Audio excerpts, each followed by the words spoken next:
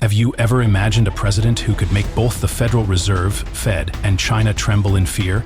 Donald Trump did just that. Without the need for bombs or military conflict, he used executive orders, tariffs, and shocking decisions to create a war without smoke, forcing the world to reconsider. Is this a genius strategy or a dangerous path? When Donald Trump entered his second term as president, everyone expected him to start with major military conflicts. But instead, Trump chose a surprising and controversial approach. Instead of launching missiles or sending troops to the battlefield, he weaponized executive orders and tariffs. These invisible forces, yet with surprising power, were enough to grab the world's attention. Trump didn't need war as we imagine it, no bombs, no soldiers, but rather wars without smoke. No missiles, no land grabs, but igniting wars without a trace, he said. And that was his chosen way to change the world. Trump's goal was clear: to create controlled chaos in order to reshape the world order and America itself, according to his own vision. Not a president seeking peace, but one determined not to let America remain entangled in costly wars that weren't its own. It's hard to overlook the appeal of a big, bold policy that doesn't require the kind of war we often think of. One of the most high-profile battles Trump kicked off at the start of his second term was his fierce confrontation with Jerome Powell, the chairman of the Federal Reserve, Fed. It all began when Trump publicly criticized Powell and called for his firing because Powell failed to meet Trump's expectations for lowering interest rates. Trump didn't hide his frustration. He accused the Fed of being slow to reduce interest rates while other central banks had moved swiftly to boost their economies. This led Trump to believe that keeping Powell in the chairman position was no longer justifiable. But Powell wasn't one to back down easily. He immediately responded, asserting that the Fed would not bow to any political pressure.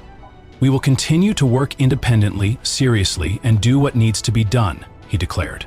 That was a clear statement of the Fed's independence, something no president had dared to challenge quite like Trump. The tension between Trump and the Fed quickly escalated. Trump's demand for Powell's firing was a bold and unprecedented move in U.S. political history.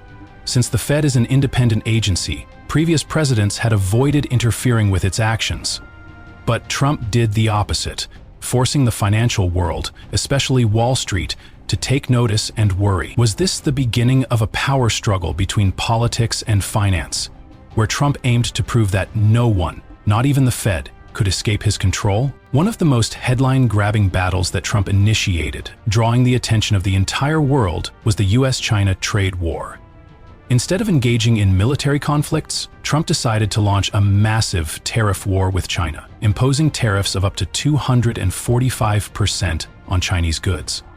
The biggest shock Trump caused wasn't just felt in the US, but it rippled across the globe, throwing the global economy into a state of anxiety and instability.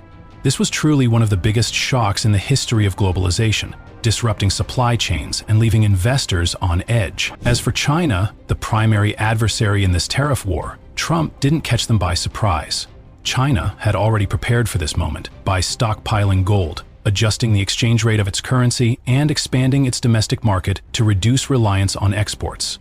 But even with all these preparations, China could not have anticipated the sheer strength and decisiveness with which Trump pursued this battle. Trump turned tariffs into a strategic weapon like never before in US history. Instead of just imposing tariffs, as previous presidents had done, he used them as a tool to force countries to comply with his demands.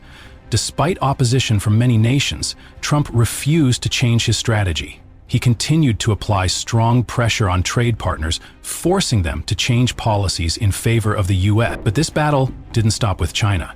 Trump expanded the front lines and confronted nearly 90 other countries around the world. He imposed tariffs on the goods of trade partners, forcing them to pay up to the US, while also pressuring America's strategic rivals. Trump's ultimate goal was to place the US in the strongest possible position, making both allies and adversaries pay up to America and submit to the terms he set. A strategy no one could have predicted, yet one that undeniably caused seismic shifts across the globe. Trump didn't just wage war against countries and trade partners. He also decided to sever ties with several international organizations that the US had been a member of for decades. First, it was the World Trade Organization, WTO.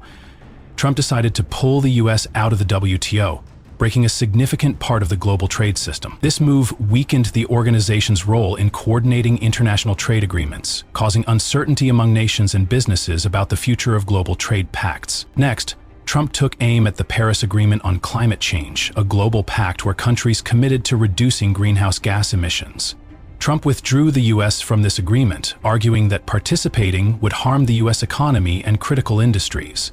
This decision sparked controversy not only in the U.S., but also drew criticism from other countries who felt that America was retreating from the global effort to protect the environment. But Trump's withdrawal efforts didn't stop there.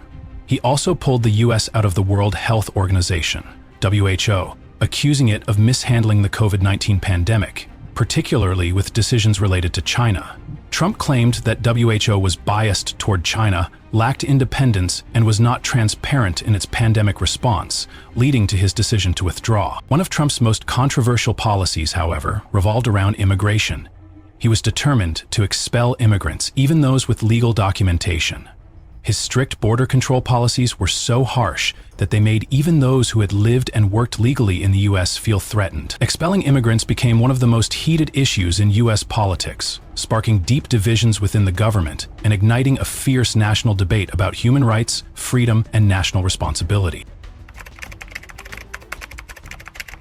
Trump didn't just challenge countries or international organizations. He also set his sights on the academic world in the U.S., a place that is traditionally seen as a bastion of freedom and independent thought. One of the most notable attacks came in the form of the Harvard case, the Harvard incident. On April 15, Trump unexpectedly announced that he was considering revoking Harvard's tax-exempt status, accusing the university of not complying with his administration's policies. Harvard University here is in a battle of beliefs with the Trump administration. In its latest move, the federal government has frozen about $2 billion in grants.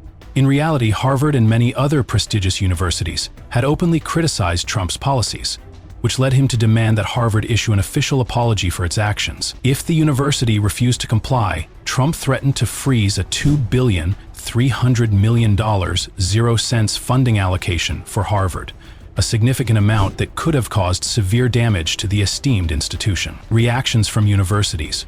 Naturally, Harvard wasn't going to sit idly by after such a direct attack. The university strongly opposed Trump's decision, asserting that the administration was politically pressuring the institution to change its stance, which went against the core values that universities are meant to protect. But it wasn't just Harvard. Other prestigious universities, like Columbia and Stanford, also voiced their opposition, even taking legal action against the Trump administration for cutting funding and violating free speech rights. This battle wasn't just about money or power. It was about the independence of educational institutions. Critics of Trump argued that he was trying to control and manipulate the intellectual thought of academia, which was seen as an attempt to stifle dissent and enforce conformity. Donald Trump is not the kind of president who simply wants to maintain stability. In fact, he's building a chaotic America, but one that is controlled.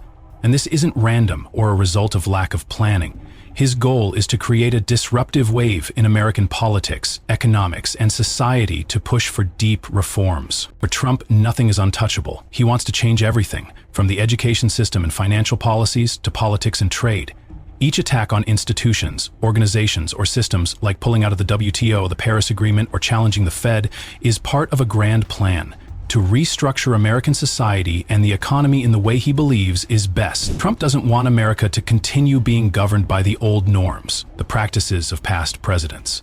Instead, he wants to reshape the nation in his image, a stronger America, not dependent on traditional rules and standards, but one that follows Trump's principles. To achieve this, Trump continues to consolidate power in his own hands. His attacks on the Fed, the Department of Education, and universities show one thing clearly. Trump wants to control every factor that can influence American politics, economics, and society. It's not just about changing policies. It's about creating a new world where power is truly in his hands and in the hands of those who support him. Trump doesn't just want to manage America. He wants to redefine it, turning it into a superpower the way he sees fit.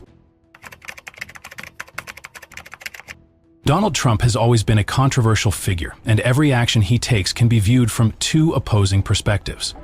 Some people regard him as a bold strategist, someone trying to reshape America and the world in ways that only he can accomplish. On the other hand, many see Trump as a destroyer, someone who has attacked long-established institutions and eroded the values and principles America has built over centuries. Trump does not hesitate to challenge any power, from the Federal Reserve, Fed, and China, to universities and international organizations like the WTO and WHO. For him, no one is too big or too powerful to be challenged. He sees every confrontation as part of his strategy, whether it's a controversial decision or a bold move. If Trump's strategy succeeds, he could truly make America great again, and even more than that, redefine the international order in his own way, a stronger, more independent America, unbound by outdated norms. However, if he fails, Trump will forever be remembered as one of the most controversial presidents in history. Regardless of success or failure, there is no denying that he knows the goal he's pursuing and constantly fights to lead America down his chosen path. So, Donald Trump, the god of war in American politics, is creating invisible battles, reshaping the world in ways no one ever dared imagine. His decisions have not only shaken the global economy, but have also left outdated systems scrambling to find ways to cope. Regardless of the outcome, one thing is undeniable: Trump is truly redefining power in global politics. Will he succeed in making America great again, or will he be the destroyer of history? Only time will tell.